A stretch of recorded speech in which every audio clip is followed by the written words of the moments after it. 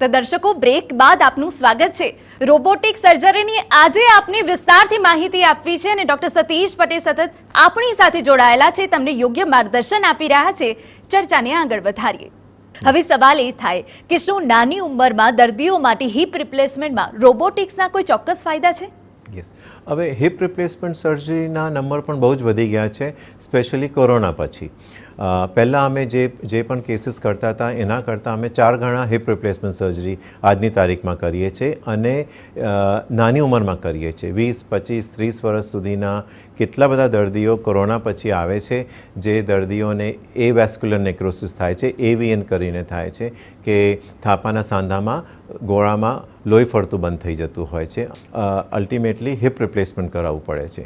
હવે heap replacement બહુ જ સરસ સર્જરી છે, લગભગ 60 વર્ષથી થઈ રહ્યું છે. રોબોટિક્સ અમને એ રીતે મદદ કરે છે, અગેન જેવી રીતે ઢીંચણમાં ચોકસાઈથી સાંધો બેસાડવામાં આવે છે, એવી રીતે જ હિપ રિપ્લેસમેન્ટમાં પણ એ સાંધો એટલી ચોકસાઈથી બેસાડવામાં આવે છે. હિપ રિપ્લેસમેન્ટમાં ની કરતાં પણ વધારે જરૂરી છે કે હિપ રિપ્લેસમેન્ટમાં જે કપ અને બોલ અમે બદલીએ એનું પોઝિશન એકદમ પરફેક્ટ હોય. પોઝિશન પરફેક્ટ નહીં હોય તો એ સાંધો પણ વહેલો ઘસાઈ જતો હોય છે. બીજું, હિપ રિપ્લેસમેન્ટમાં અમુક વાર સાંધો ખસી જતો હોય છે, જેને ડિસલોકેશન કહેવાય. એ બધું ના થવા માટે રોબોટિક્સ ખરેખર મદદરૂપ થઈ રહ્યું છે, કેમ કે બંને પાર્ટ્સ જે છે એનું એટલું પરફેક્ટલી બેસવામાં આવે છે કે દર્દીઓ બધી મૂવમેન્ટ્સ કરે, પલાઠી વારે, તોય એ સાંધો એની જગ્યા પરથી નથી ખસતો. એટલે જે પણ સર્જરી અમે પહેલાં કરતા હતા એના કરતાં પણ વધારે પરફેક્શનથી આ હિપ રિપ્લેસમેન્ટની સર્જરી થઈ રહી છે રોબોટિક સિસ્ટમને મદદરૂપ લઈને. એટલે યંગર પેશન્ટ્સમાં જે પરફેક્શનથી સર્જરી આવશે એ એમને લાઈફ ટાઈમ સુધી ચાલશે. હિપ રિપ્લેસમેન્ટ્સમાં હવે સિરામિક સાંધા બધા વપરાય છે, એની પણ લાઈફ બહુ જ લાંબી હોય છે. જે અમે ટ્રેડિશનલ સર્જરી પહેલાં કરતા હતા 20-25 વર્ષ પહેલાં, એ દર્દીઓમાં 20-25 વર્ષની લાઈફ રહેતી હતી હિપ રિપ્લેસમેન્ટની. પણ હવે જે નવા સાંધાઓ આવ્યા છે અને એ પરફેક્શનથી થાય છે, તો આની લાઈફ ટાઈમ માટે પેશન્ટને સારી રીતે વાપરવાની છૂટ રહેતી હોય છે. બીજી વાર સર્જરી કરવી ના પડે એમાં મદદરૂપ થાય છે રોબોટિક્સ અમારા માટે. બિલકુલ. ડૉક્ટર, હવેનો જે સવાલ છે દર્શકોના મનમાં છે કે શું હિપ રિપ્લેસમેન્ટ ખર્ચાળ છે, અને સૌથી મહત્વની વાત કે સફળ છે ખરું?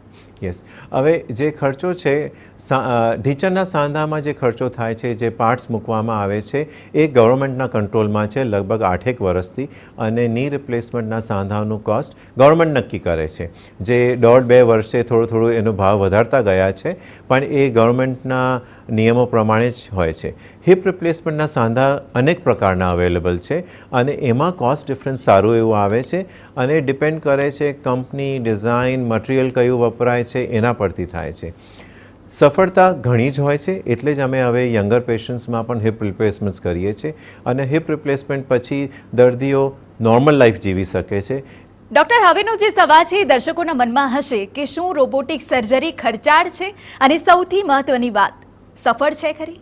ઓકે, હવે રોબોટિક સર્જરી જ્યારે અમે કરીએ એટલે એક્સ્ટ્રા ટેકનોલોજી યુઝ કરવામાં આવે છે, અને એના માટે દર્દીઓને થોડો ખર્ચો વધારે કરવાનું જરૂરી હોય છે. એ કેમ થાય છે?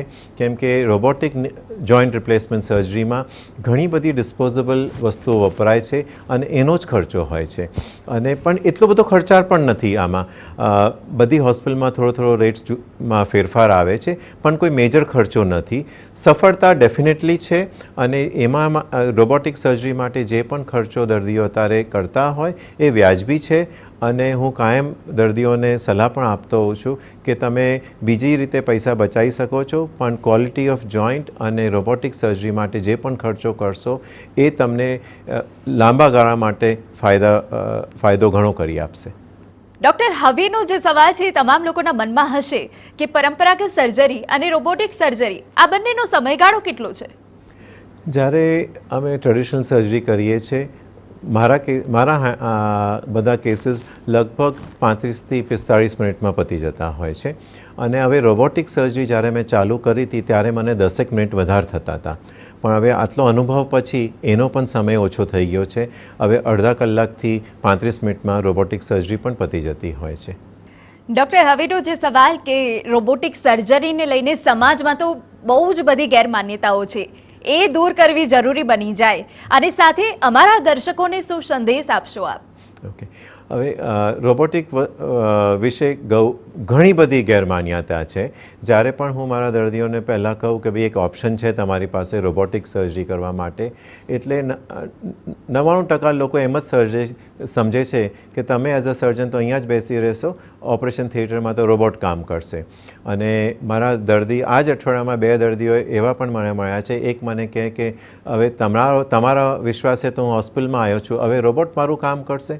એ કેવી રીતે ચાલે? હું તમારા ઉપર વિશ્વાસ રાખું છું, મારે તમારા પાસે સર્જરી કરાવી છે. પછી બીજા દર્દી હતા કે ભાઈ રોબોટિક સર્જરી કરીશ તો ઓપરેશન પછી મને કોઈ પણ પ્રોબ્લેમ લાગે કે મને કોઈ કમ્પ્લેન્ટ્સ આવે તો મારે રોબોટ સાથે વાત કરવાની મારા કોમ્પ્લેન્ટ્સમાં. એટલે મારે ફૂલ પ્રોસેસ દર્દીઓને અમે સમજાવતા હોઈએ છીએ કે આ ખાલી ટેકનોલોજી છે, એ કાયમ સર્જનના હાથમાં જ હોય છે, અને ફૂલ રોબોટિક્સનો યુઝ સર્જન જ કરતું હોય છે. બિલકુલ. ડૉક્ટર સતીશ પટેલ, તમે અમારી સાથે જોડાયા, અમારા દર્શકોને માર્ગદર્શન આપ્યું, તે બદલ તમારો ખૂબ ખૂબ આભાર. Thank you. Doctor Satish Patel કે જેઓ 35 વર્ષનો અનુભવ ધરાવે છે, ઝાયડસ હોસ્પિટલ અમદાવાદમાં સેવા આપી રહ્યા છે. જુઓ, એક અનુભવી ડૉક્ટર ઉપર વિશ્વાસ મૂકવો ખૂબ જ જરૂરી બની જાય. ભારતમાં હવે ઓર્થોપેડિક ક્ષેત્રે જે ટેકનોલોજી આવી છે તેનાથી હવે કદમથી કદમ મિલાવીને ચાલવું પડશે, જેથી જીવન સરળ બની શકે. ખાસ રજૂઆતમાં અત્યારે બસ આટલું જ. મને રજા આપશો. નમસ્કાર.